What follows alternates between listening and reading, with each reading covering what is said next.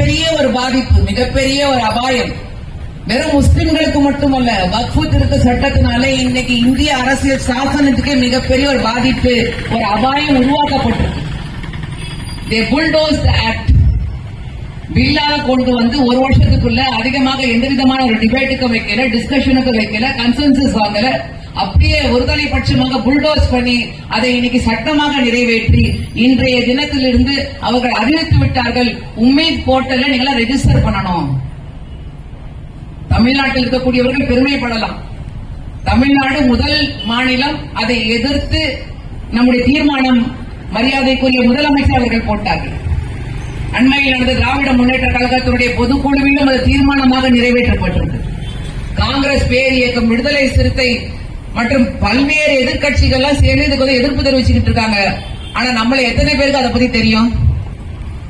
हमारे में कितने लोगों को मालूम ये क्या एक्ट है? हमारे बारे में 600 एक्ट.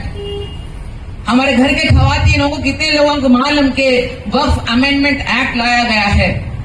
इसके तरफ से हमारे मसाजिदों को खतरा, हमारे खबरस्तानों को खतरा, हमारे ईदगाह को खतरा, हमारे मदारिसों को खतरा, कितने लोगों को मालूम? अगर उन्होंने चाहे तो यहां से मस्जिद को निकालो बोलेंगे, तुम्हारे पास डॉक्यूमेंट प्रूफ नहीं है बोलेंगे. क्या करने जाते? அப்போ ஒரு மக்கள் திரள் போராட்டமாக மக்கள் மத்தியிலே விழிப்புணர்ச்சியை உண்டாக்கி, இது வந்து ஒரு மதத்தினர்களுக்காக மட்டுமல்ல, இன்னைக்கு முஸ்லிம்கள், நாளைக்கு கிறிஸ்தவர்கள், நாளன்னைக்கு சீக்கியர்கள், நாளன்னைக்கு இந்துக்கள் மீதும் வரும். இந்த கோவிலை வைக்க கூடாது, நாங்கள் சொல்லக்கூடிய கோவிலை மட்டும்தான் நீங்கள் வைக்க வேண்டும், நாங்கள் சொல்லக்கூடிய கடவுளை மட்டும்தான் நீங்கள் வணங்க வேண்டும் என்று ஏன் சட்டம் இயற்ற மாட்டாங்க? நம்ம கிட்ட என்ன உத்தரவாதம் இருக்கு?